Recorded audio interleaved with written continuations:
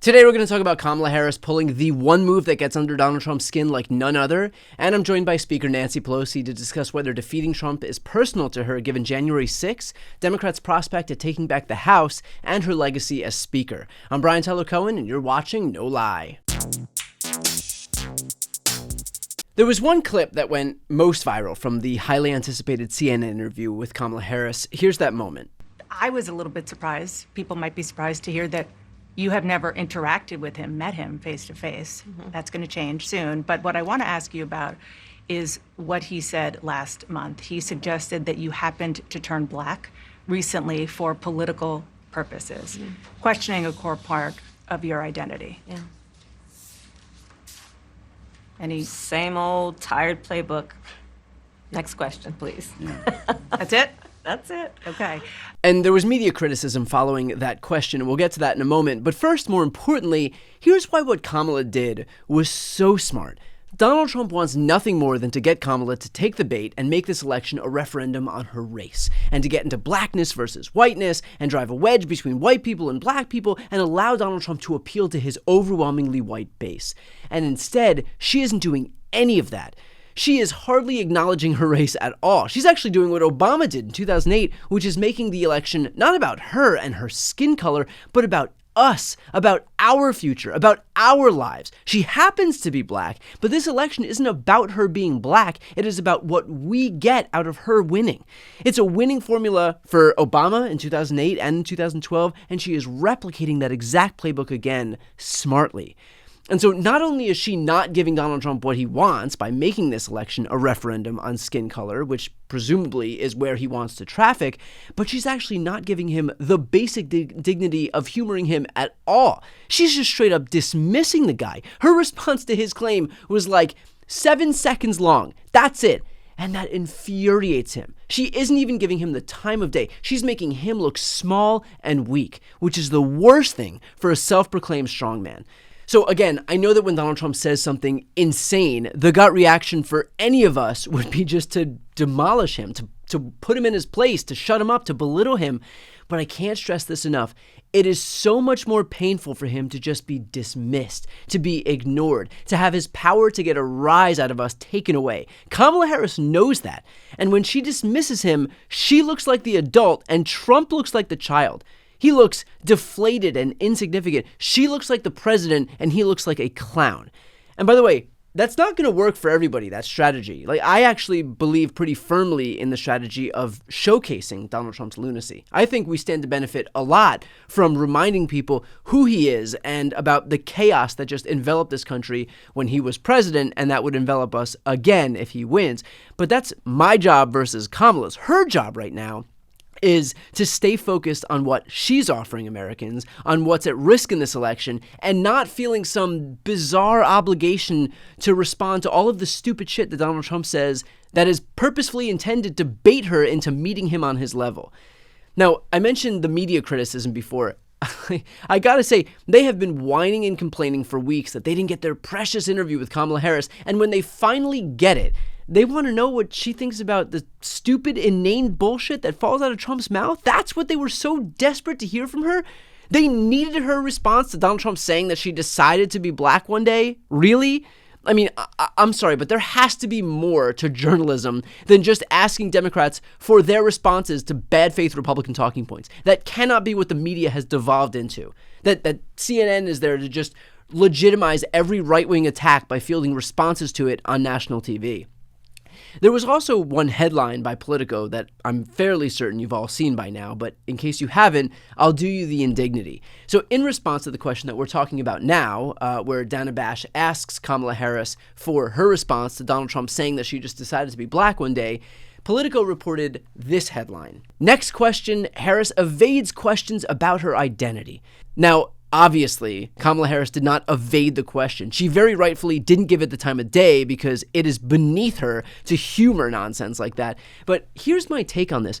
I'm actually okay with this, despite how angry everybody is getting as the result of it, because selfishly, this is the exact reason that people are so fed up with mainstream media. This both sides framing, this obvious gaming of the refs by the right, this taking everything that Republicans say and do as being legitimate and good faith when all of it is completely backwards. And so these outlets, in their desperation to claw back some attention, I guess, are just doing obvious engagement bait or rage bait, but they are torching their reputations at the same time. They are literally relegating themselves to obscurity with bullshit bad faith headlines like this one. And it's to the benefit of independent media. They are putting on a clinic in real time about why they shouldn't be trusted with the news. And of course, they'll have a momentary bump because here we are talking about Politico right now, but is it really worth it under these circumstances? Is us talking about how they are doing a gross disservice to democracy and can't be trusted anymore really worth the momentary bump in clicks and attention while a million new people think that they're failing to meet the moment? Like, as somebody who understands how hard it is to gain an audience's trust and how much harder it is to retain that trust and how fragile that trust is, that's not a box of matches that I would ever play with. Politico seems fine with it, but it's to their own eventual detriment. And if they want to push people away, the place that those people are eventually going to end up with is independent media.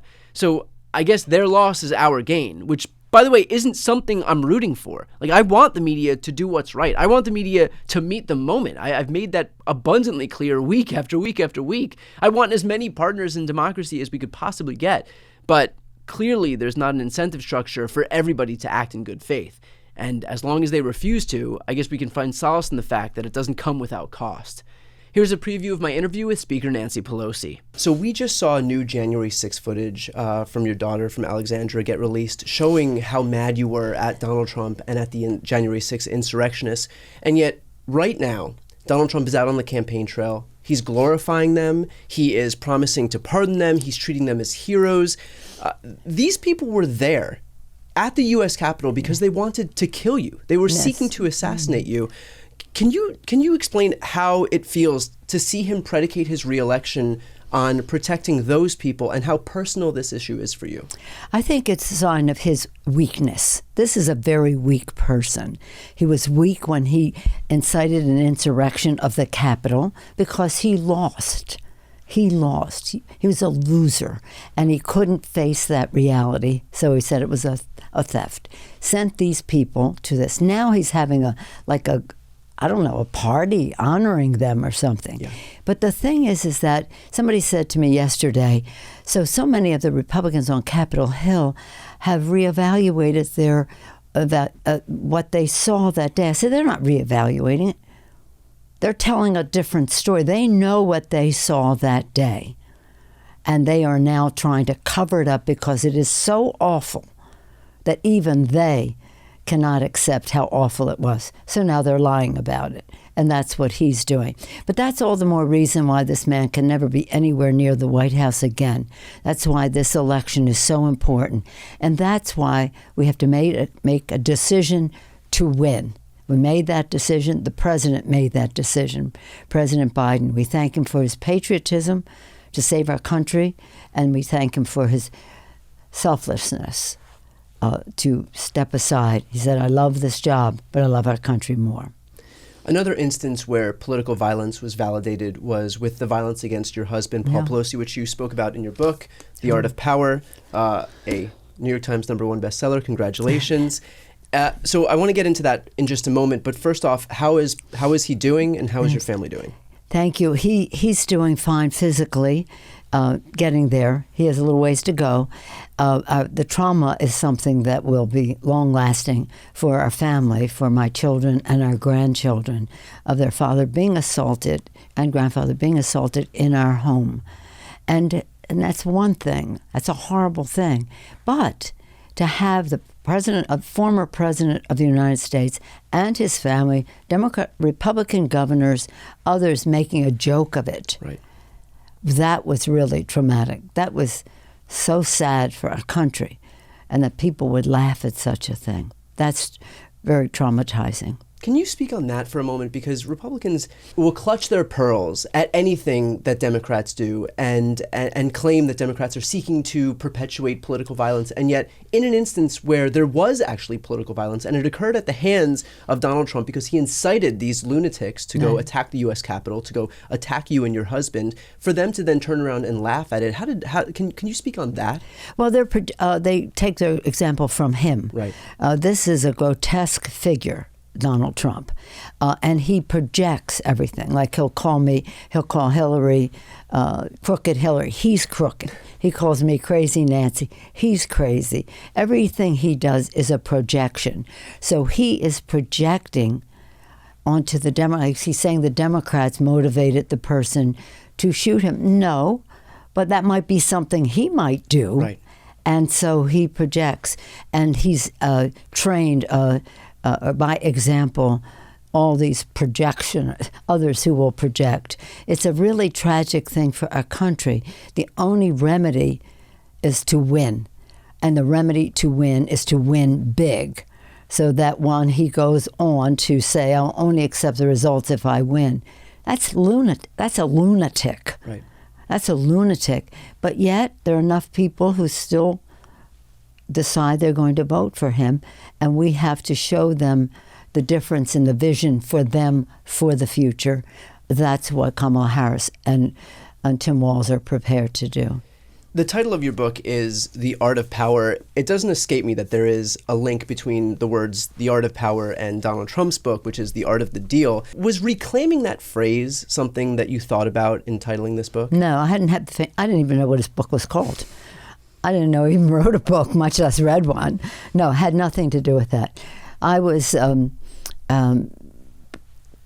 contemplating different titles, and I came up with that. It had nothing to do with him. I don't even know he wrote a book.